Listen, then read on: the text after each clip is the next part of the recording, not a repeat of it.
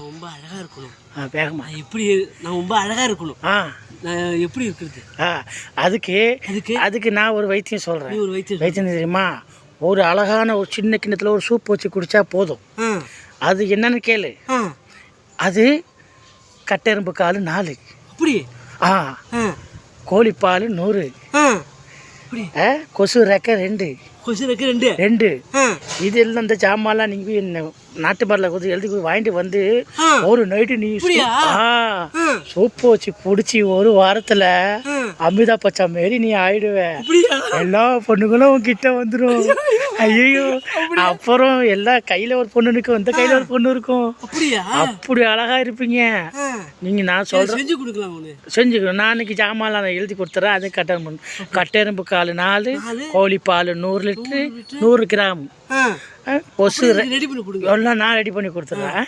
பக்காவாக ரெடி பண்ணுறேன். ஓகே.